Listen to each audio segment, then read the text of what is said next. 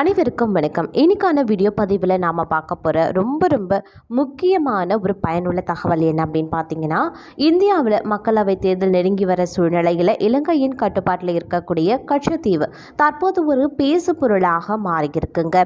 அதாவது கச்சத்தீவை இந்தியா திரும்ப பெறக்கூடிய வழிகள் என்னென்ன அப்படிங்கிறத பற்றின நிபுணர்கள் பல விளக்கங்களை அளித்திருக்காங்க. அது என்ன மாதிரியான விளக்கங்கள்? இந்தியா திரும்பவும் கச்சத்தீவை பெறுமா அப்படிங்கிற பல முக்கிய தகவலை தான் இன்னைக்கு வீடியோவில் தெரிஞ்சுக்க போகிறோம். இந்த பதிவு உங்களுக்கு மிக பயனுள்ள விகிதத்தில் இருக்கும்.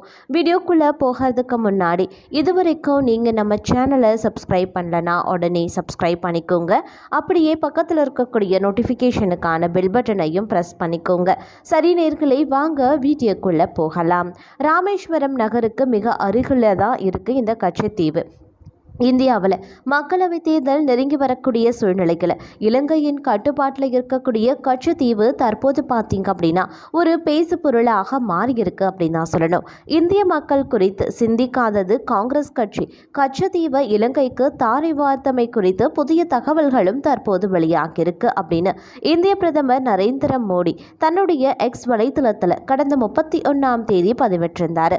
இது தொடர்பாக அனைத்து இந்தியர்களுமே கோபமடைந்துள்ளதாக காங்கிரஸ் கட்சி தொடர்பில் தொடர்ந்தும் நம்பிக்கை வைக்க முடியாது அப்படின்னும் அவர் குறிப்பிட்டிருந்தார். இலங்கையின் கட்டுப்பாட்டில் இருக்கக்கூடிய தீவுகளில் கச்சத்தீவும் ஒன்றாக காணப்படுது. இலங்கைக்கு மிகவும் தொலைவில் இருக்கக்கூடிய தீவாகவும் கச்சத்தீவு காணப்படுது. தென்னிந்தியாவின் ராமேஸ்வரம் நகருக்கு மிகவும் அண்மித்த இடத்துல கச்சத்தீவு அமைந்திருக்கு அப்படின்னு தான் சொல்லணும். ராமேஸ்வரத்தில் இருந்து கச்சத்தீவிற்கு 24 கிலோமீட்டரே காணப்படுதுங்க.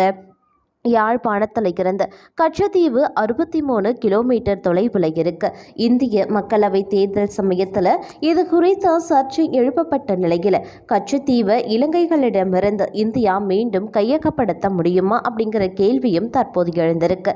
கச்சத்தீவின் உரிமை தொடர்பான பிரச்சனை வரலாற்று ரீதியாகவே காணப்பட்டிருக்கு. இந்த நிலையில் இலங்கையின் பிரதமராக பதவி வகித்த ஸ்ரீமாவோ பண்டநாயவிற்கும் இந்த பிரதமராக பதவி வகித்த இந்திரா காந்திக்கும் இடையில் 1974 ஆண்டு ஜூன் மாதம் 26ஆம் தேதி ஒப்பந்தத்தின் ஊடாக கச்சத்தீவு இலங்கைக்கு உறுதானது. கச்சத்தீவு இந்தியாவின் பகுதி அல்லவெனவும் அது இலங்கையின் ஒரு பகுதி அப்படின்னும் ஒப்பந்தத்தில் குறிப்பிடப்பட்டிருக்கான். கச்சத்தீவு 1974 ஆண்டு இலங்கைக்கு சொந்தமான நிலையில் கச்சத்தீவு உரிமை மற்றும் கச்சத்தீவு கடல் எல்லை தொடர்பான பிரச்சனை 20ஆம் நூற்றாண்டின் ஆரம்பத்தில் இருந்தே இருந்திருக்கு. கச்சத்தீவின் உரிமை குறித்து 1921ஆம் ஆண்டு இந்தியா மற்றும் இலங்கை பிரதிநிதிகளுக்கு இடையில் கலந்துரையாடல் ஒன்று இடம்பெற்றிருக்கு. கச்சத்தீவு பிராந்தானிய ஆட்சி காலத்தில் ரொமாண்டிக் கட்டுப்பாட்டில் இருந்திருக்கு அப்படின்னும் இந்த கலந்துரையாடலின் போது இந்திய பிரதிநிதிகளும் தெரிவித்திருக்காங்க. கச்சத்தீவு எந்த ஒரு காலத்திலையும் இந்தியாவிற்கு சொந்தமானதாக இருக்கவில்லை அப்படின்னு இலங்கை பிரதிநிதிகள் சொல்லியிருக்காங்களாம். 1800ஆவது ஆண்டு காலப்பகுதியில் வரையறுக்கப்பட்ட வரைபடம் ஒன்றில் ஊடாக கச்சத்தீவு இலங்கைக்கு சொந்தமானது அப்படின்னு குறிப்பிடப்பட்டிருக்கு. மேலும் 1860ஆம் ஆண்டு காலப்பகுதிகளில் ஆங்கிலேயர்களின் ஆட்சியின் போது சிவில் நிர்வாகியாக செயற்பட்ட சேர் ஜேம்ஸ் எமர்சன் என்பவர் வெளியிட்ட சிலோன் அப்படின்ற புத்தகத்தில் கச்சத்தீவு வரைபடம் இடம்பெற்றிருந்ததாக தொல்லியல் அதிகாரிகளும் தெரிவித்திருக்காங்க. 1924ஆவது ஆண்டு கைச்சாத்திடப்பட்ட ஒப்பந்தத்தின்படி கச்சத்தீவு மற்றும் கச்சத்தீவு கடல் எல்லை தொடர்பான கடற்தொழில் தொடர்பான பிரச்சனைகளும் காரணமாக இந்திய மீனவர்களுக்கும் இலங்கை மீனவர்களுக்கும் இடையே முரண்பாடுகளும் இருந்து வந்திருக்கு.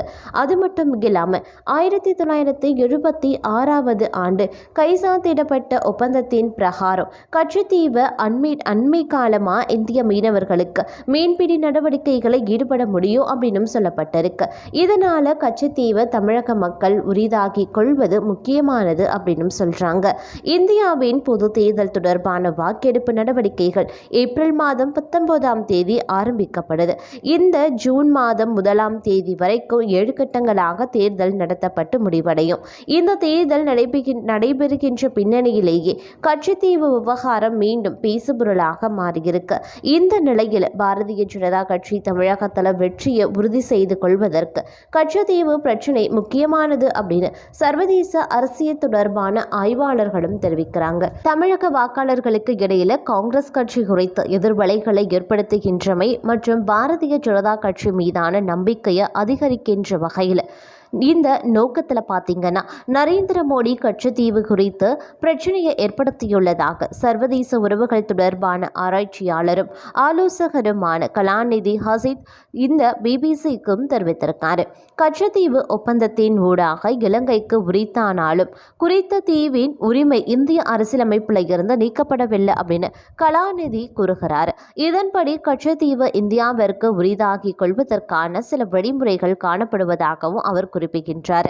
முதலாவதாக இந்திய அரசாங்கம் இந்திய உச்சநீதிமன்றத்தில் வழக்கொன்றை தாக்கல் செய்து உச்சநீதிமன்றத்தின் தீர்ப்பு அவர்களுக்கு சாதகமாக அமையக்கூடிய பட்சத்தில் தீவின் உரிமையை மீண்டும் பிரச்சனையின்றி பெற்றுக்கொள்ள முடியும்.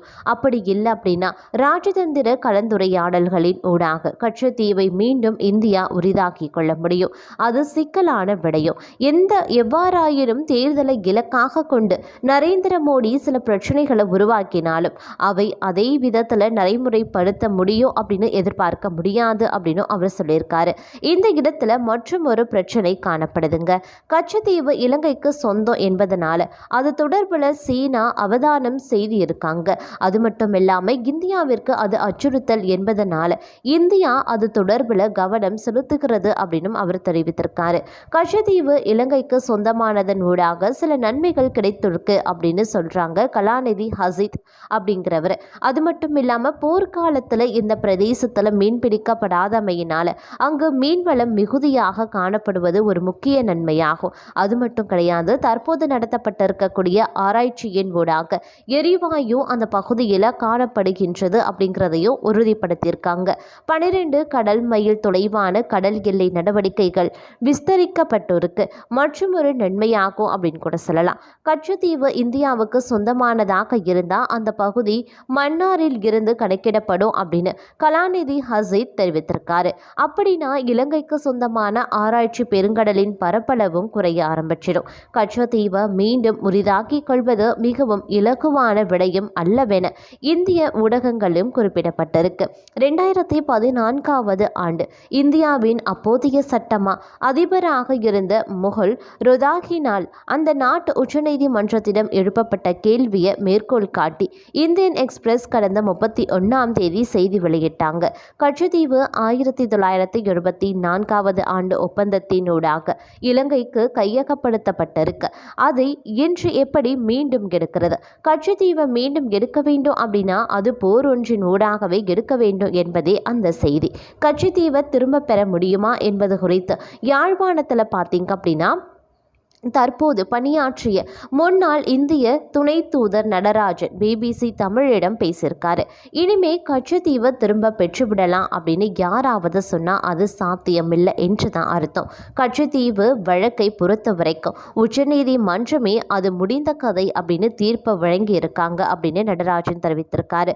கச்சத்தீவை அப்போதைய பிரதமர் இந்திரா காந்தி கொடுத்தாரு.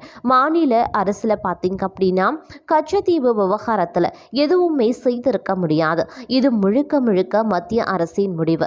இது நல்ல முடிவாக இருந்தாலும் இல்லை என்றாலும் அதற்கு மத்திய அரசு தான் பொறுப்பேற்க வேண்டும் அப்படின்னு தெரிவித்திருக்காரு.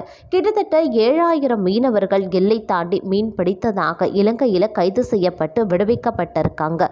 இப்போது புதிதாக இலங்கை அரசு என்ன செய்கிறது அப்படின்னா மீனவர்கள் மீது FIR பதிவு செய்கிறாங்க. வழக்கு பதிந்தால் இந்திய மீனவர்கள் வரமாட்டாங்க என்பதற்காக இலங்கை அரசு இதை செய்கிறாங்களாம்.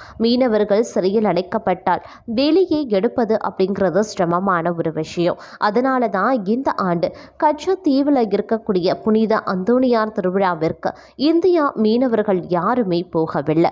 அது மட்டும் இல்லாமல் அதாவது நடந்து முடிந்திருக்கக்கூடிய இந்த பாராளுமன்ற தேர்தலில் வாக்களிக்க மாட்டோம் அப்படின்னு போராடி கொண்டு வந்துட்டு இருக்காங்க. அவர்களுடைய போராட்டம் சரியானதே அப்படின்னு சொல்றாங்க ஒரு சிலர். வியூவர்ஸ், இந்த பதிவை பற்றி நீங்கள் என்ன நினைக்கிறீங்க அப்படிங்கிற உங்களுடைய உங்களுடைய தனிப்பட்ட கருத்துக்களை மறக்காமல் கமெண்ட் பாக்ஸில் தெரியப்படுத்துங்க. கச்சத்தீவை இந்தியா மறுபடியும் திரும்ப பெறுமா? அதற்கான வழி நியாயமானதாக இருக்கிறதா? இந்த வகையில் திரும்ப பெறலாம் அப்படிங்கிற உங்களுடைய கருத்துக்களையும் பதிவு பண்ணுங்க. இது போன்ற பல முக்கியமான பரபரப்பான தகவலை நீங்கள் உடனுக்குடன் தெரிஞ்சுக்கணும் அப்படின்னா உடனே நம்ம சேனலை சப்ஸ்கிரைப் பண்ணிக்கோங்க. அப்படியே பக்கத்தில் இருக்கக்கூடிய நோட்டிஃபிகேஷனுக்கான பெல் பட்டனையும் ப்ரெஸ் பண்ணிக்கோங்க.